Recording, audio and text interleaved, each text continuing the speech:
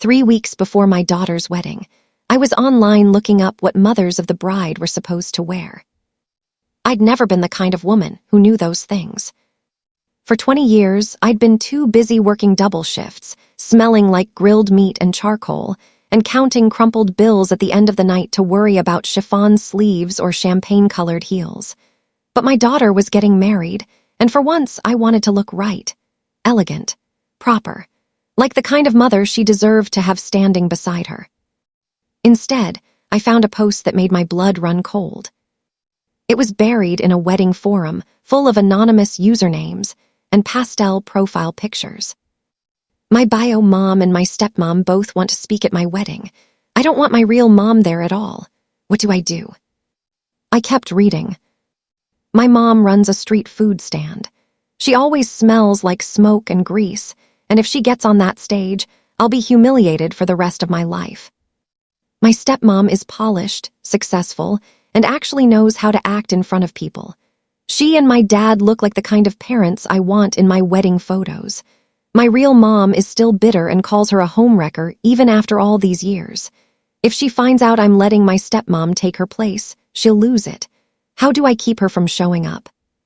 The comments underneath were split between outrage and cruelty. Some called the poster heartless. Others gave advice. One comment stood out. Tell your mom the kettle needs descaling.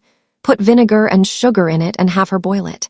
When she opens the lid, it can blow right in her face. Even if it doesn't kill her, she'll be too messed up to come to the wedding.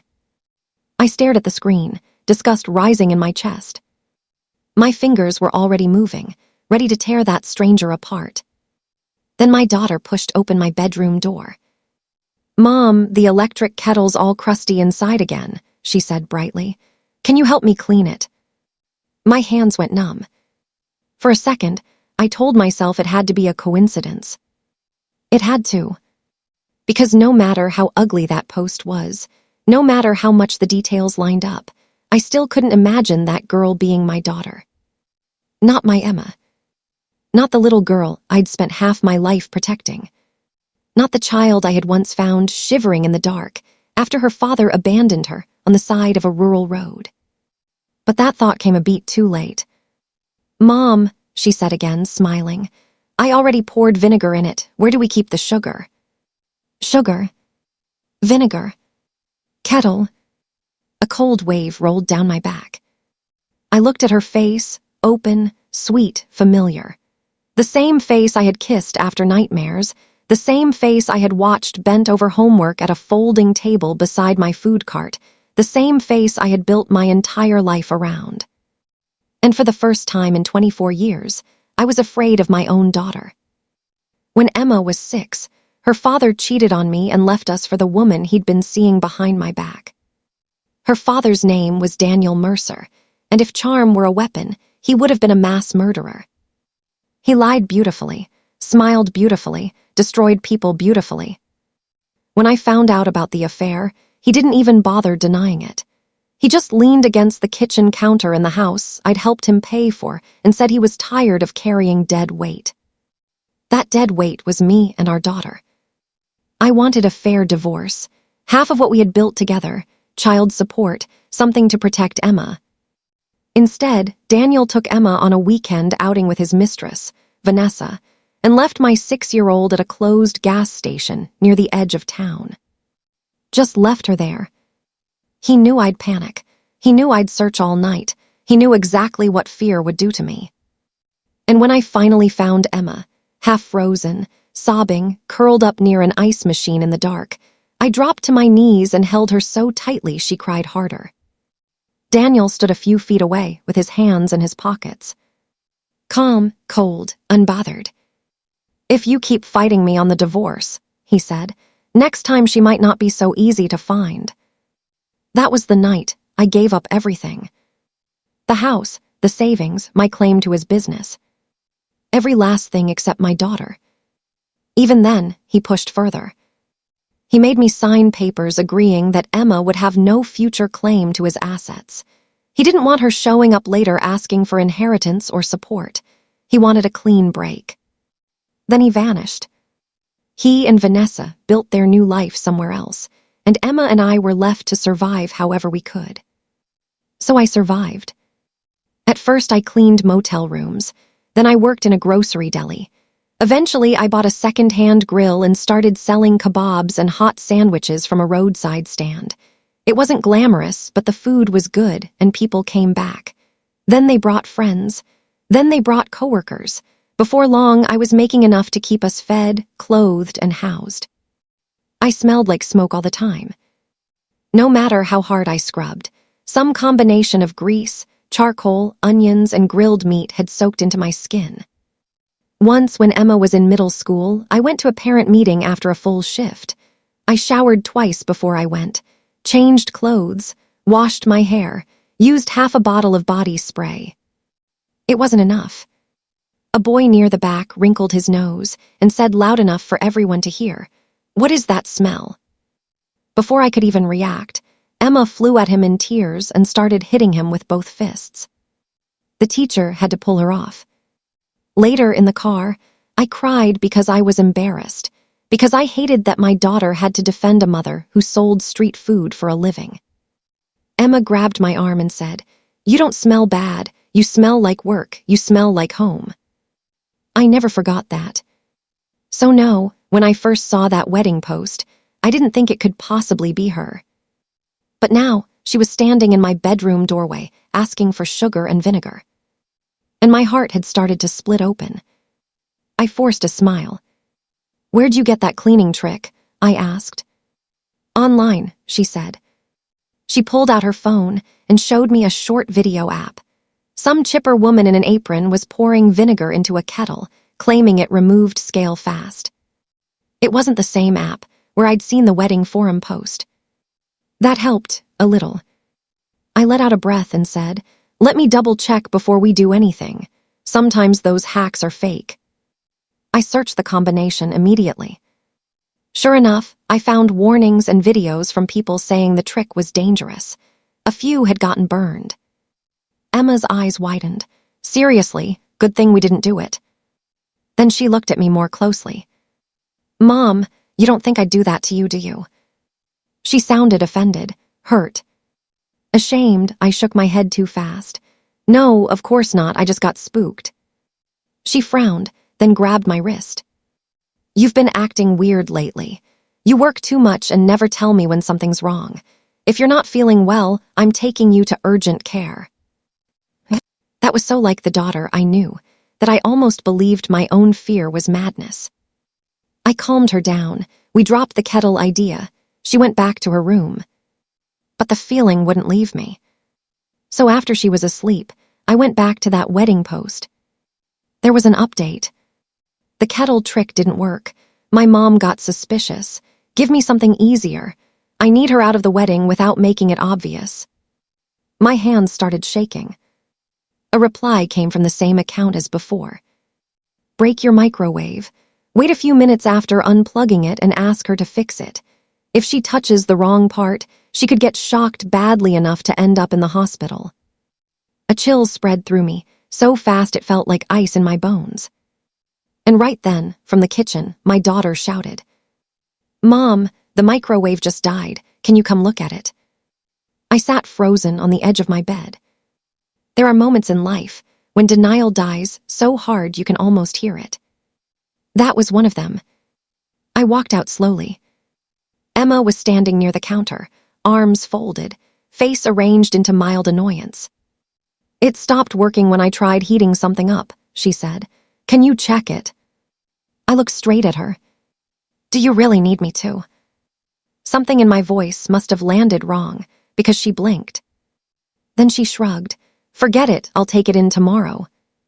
She went back to her room a little too quickly. I waited 5 minutes, then checked the wedding post again. Another update. That didn't work either. She keeps hesitating. I need something simpler. At this point, I don't care if she ends up permanently disabled. She just can't die before the wedding. Bad luck. I had to put the phone down because I thought I might throw up. Disabled. My daughter wanted me disabled. Not dead, because a funeral before a wedding would be inconvenient. I don't know which hurt more, the malice or the practicality of it. I stood in my kitchen for a long time after that, staring at the microwave, the kettle, the dish rack, the refrigerator covered in magnets from places I had never gone because every spare dollar had gone to her. Then I made a decision. If my daughter wanted me gone from her wedding so badly, I would grant her wish. But I would do it my way. The first thing I did was try to prove it. The next morning, I told Emma I needed to scan a payment code with her phone because mine was acting up. She hesitated for half a second, then handed it over. I opened the app where I'd found the wedding post. Wrong account. For one crazy moment, I thought I had lost my mind. Because the posts on her visible account were all about me. Any supplement recommendations for moms going through menopause? Does this dress look flattering for a curvy mother of the bride? Bought my mom a Kippo-inspired wedding dress. Can't wait to surprise her. My breath caught. Maybe I had been wrong. Maybe she really was trying to do something sweet. Maybe I had stitched together a nightmare out of fear and coincidence. Then she snatched the phone back, hurt flashing across her face. Why are you looking through my private stuff? I apologized. She got quiet. The whole day felt wrong. That night I barely slept. At dawn, the wedding post updated again. My mom almost saw the app yesterday, but I switched accounts in time. None of your ideas are good enough. I'll have to handle this myself. The comments below had gotten uglier. A few people were calling the poster a monster. One person wrote, "If you hate your mom that much, just cut her off and go live with your dad and his mistress. Why poison the woman who raised you?" The reply came fast. "Easy for you to judge. My dad is still my dad. Their marriage problems weren't my fault. Why should I lose my father because my mother couldn't keep her marriage together? My stepmom has been with him for years now. She's his real wife. Get over it." Then another reply. "And obviously I can't fully break with my mom yet. She still has money and property. Why would I walk away empty-handed? Don't act wholly online. Everyone looks out for themselves." That was when I understood. She didn't want me at the wedding. She didn't want me dead.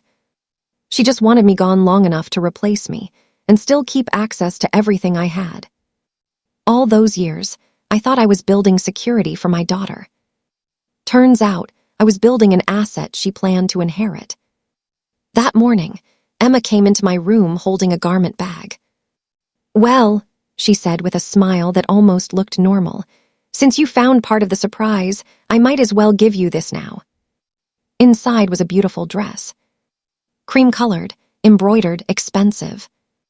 Tailored to my size. "Try it on," she said. "I want to see." I did.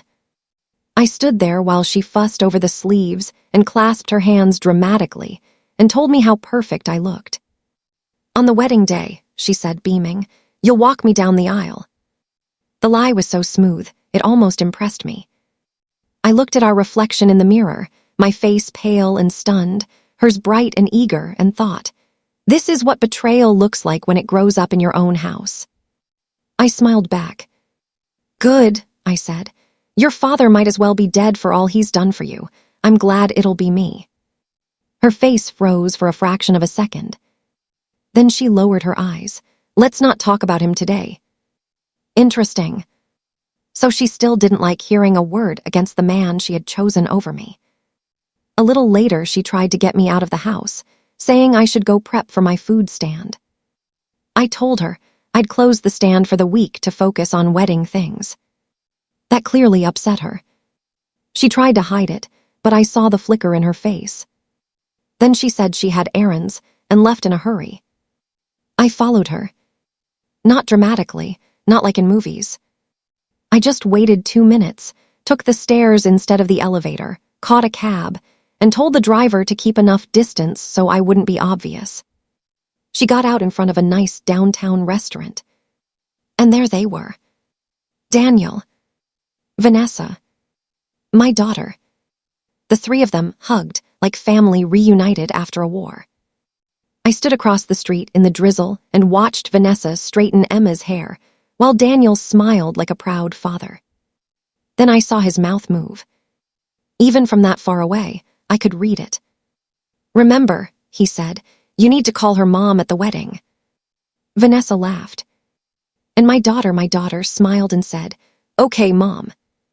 I felt nothing then. Not rage, not heartbreak, not even tears. Just clarity. 20 years of pain, distilled into one clean, bright truth. I was on my own. And from now on, I would act like it. That night, Emma came home carrying a shopping bag full of vitamins and supplements. "I looked up stuff that helps women your age," she said. "These are good for hormones and stress. Starting now, I'm making sure you take them every day." She watched me too closely as she opened the bottles. I took one pill between my fingers. Then another. Then another. I smiled and swallowed. She looked relieved. For the next 3 days, she personally handed me those pills and watched me take them. What she didn't know was that I'd palmed every single one. I'd had a few tested through a friend whose cousin worked at a lab. They weren't harmless supplements. They contained substances that, taken together over time, could cause dizziness, confusion, and serious cardiac issues. Not enough to guarantee death. Just enough to make me sick. Hospital sick.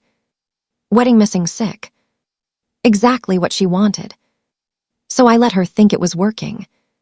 3 days before the wedding, I spent the morning helping decorate the couple's new apartment. By noon, I was swaying on purpose. By 1 o'clock, I collapsed on the floor. Emma acted perfectly.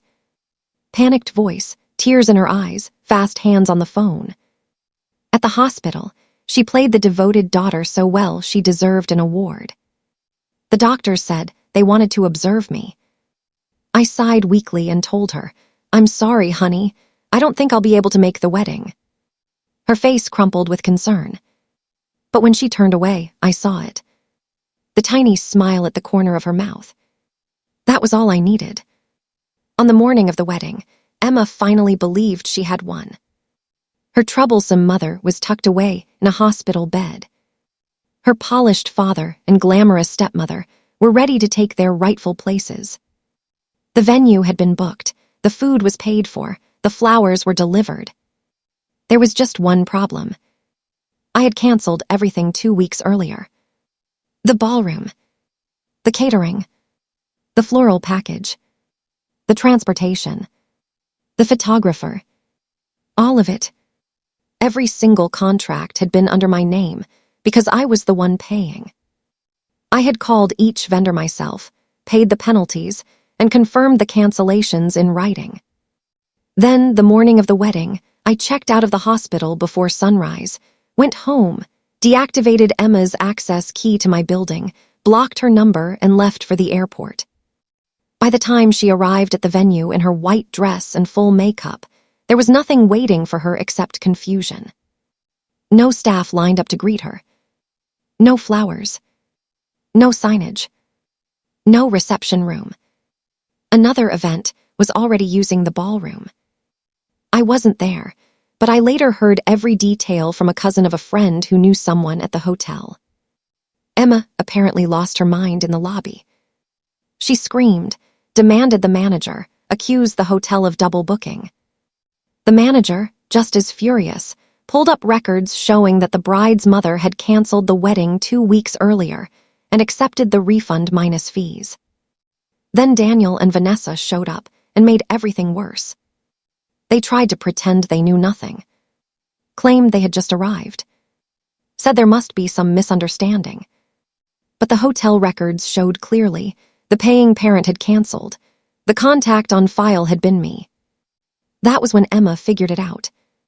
Her mother, the woman she wanted hidden, maimed, erased, had quietly pulled the floor out from under the entire fantasy. I'm told she stood there in her wedding dress, face white with fury, and screamed that I had ruined her life. I'm told Daniel put on a performance too, talking about how unstable I'd always been, how bitter, how vindictive. He even apparently told people he had stayed away from Emma all those years because I'd threatened to disappear with her if he ever came near. A lie so shameless, it almost made me laugh when I heard it later. But none of that mattered. Because while they were all standing in that hotel lobby, melting down in formal wear, I was at the airport boarding a plane to Key West. I had never taken a real vacation in my life. Not once. When Emma was little, every spare dollar went a rent. School supplies, winter coats, doctor visits, field trips, shoes she outgrew too fast, birthday gifts that made her feel normal, prom expenses, college help, deposits, emergencies. When my business started doing better, I saved harder instead of spending more. I told myself security was freedom. And in a way it was. But I had spent so many years surviving that I forgot there was supposed to be more to life than that. So I went south. I walked barefoot on warm sand. I sat outside with a drink and watched the ocean turn pink at sunset. I slept until I woke naturally. Nobody needed anything from me. Nobody manipulated me. Nobody watched my mouth to make sure I swallowed. The first 2 days I cried. Not dramatically, quietly, in hotel bathrooms and on beach chairs and once in the middle of a seafood place because the waitress asked if I was celebrating anything and I realized I was. I was celebrating the fact that I was still alive. After Florida, I flew to Colorado and saw snow falling through mountain air, so clean it hurt to breathe. Then I joined a small travel group for women over 50 and ended up making more friends in 6 weeks than I had made in the previous 10 years. Most of them were divorced, widowed, retired, or reinventing themselves. None of them looked at life like it was over. Little by little, I stopped waking up at night hearing Emma's voice, calling me mom with poison hidden behind it. Little by little, she stopped being the center of every thought. Little by little, I remembered that I existed outside of motherhood. That I had a self. And that self deserved a life. 3 months later, I came home. I didn't tell anyone my flight time. I just took a cab back from the airport, rolling my suitcase behind me, sun-browned and lighter than I'd felt in years. That was when I heard someone yelling. Mom! Emma came running across the parking lot toward me. I stepped aside before she could grab me. She almost stumbled. She looked terrible. Thinner, pale, mascara smeared and pregnant.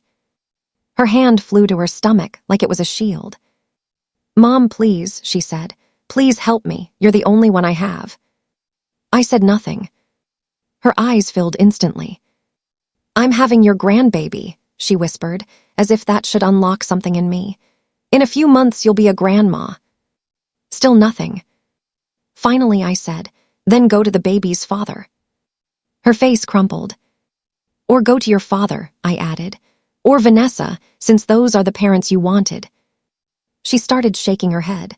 Mom, you don't understand. No, I said. You don't understand. You tried to poison me. You tried to injure me. You planned to replace me at your wedding with the woman who helped destroy our family, and you still expected to inherit from me afterward. She stared at me, shocked. Then very softly, she said, Who told you that? I laughed. It came out sharp and ugly. I saw your posts. That took the color out of her face. I kept going. The kettle, the microwave, the pills. Did you think I was stupid? Did you think I'd never figure it out?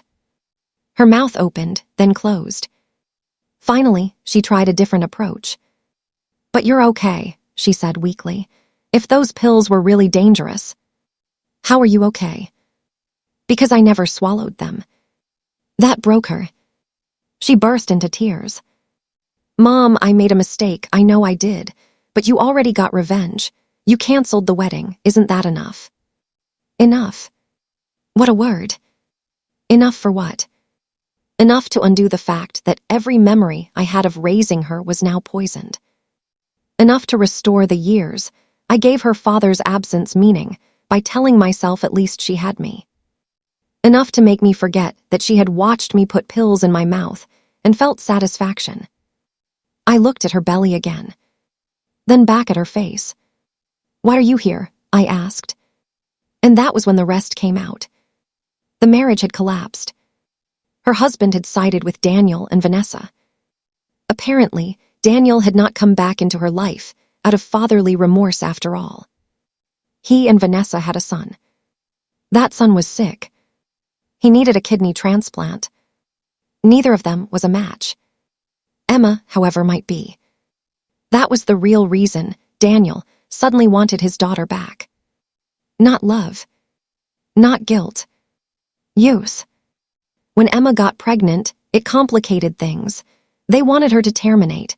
Her husband, after some persuasion or promise or payout, started pushing her too. By then, she had finally realized what kind of people she had chosen over me. Too late. Always too late. She cried and cried, telling me she had just wanted a father, that she had been stupid, that she had let herself believe the version of him she needed instead of the one I had warned her about. I listened without comfort. Then I took out my phone and showed her a photo of the legal document Daniel had forced me to sign years earlier, the one severing Emma's rights to his estate. He had never planned to give her anything. Not then, not now. Tears poured down her face as she stared at his signature. I slipped the phone back into my bag.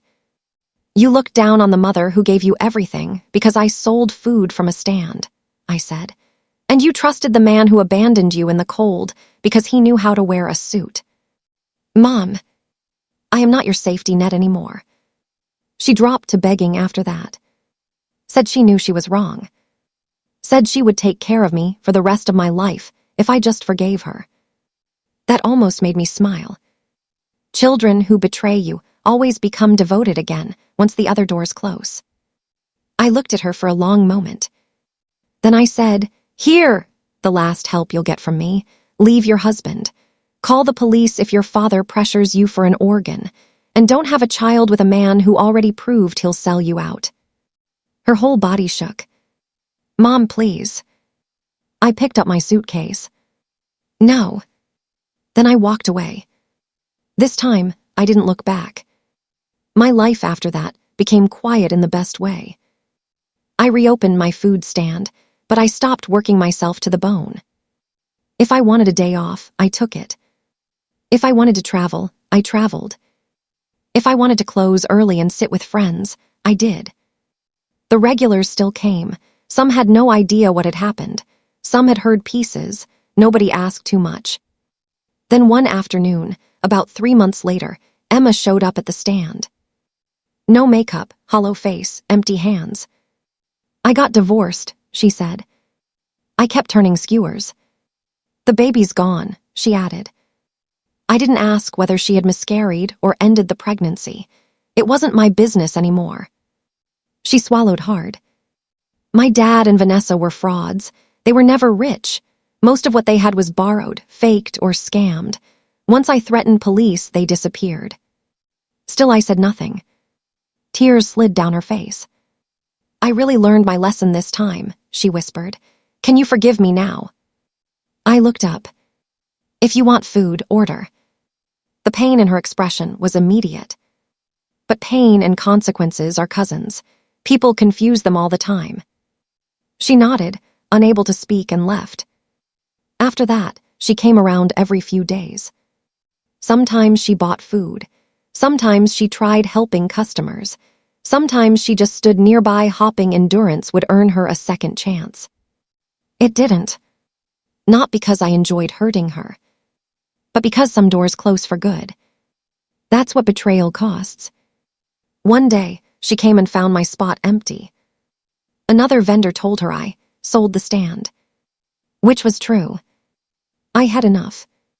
Enough money, enough work, enough history tied to one corner of one street. I sold my condo too. Moved to a smaller coastal town where nobody knew my story and the air smelled like salt instead of smoke. The vendor told me. Emma stood there for a long time after hearing that. Long enough for customers to start staring. Long enough to realize that for the first time in her life, she truly had nowhere to go back to. And maybe that was the only wedding gift I could still give her. The truth. That love is not something you can poison, replace, use, and expect to find waiting when everything else falls apart.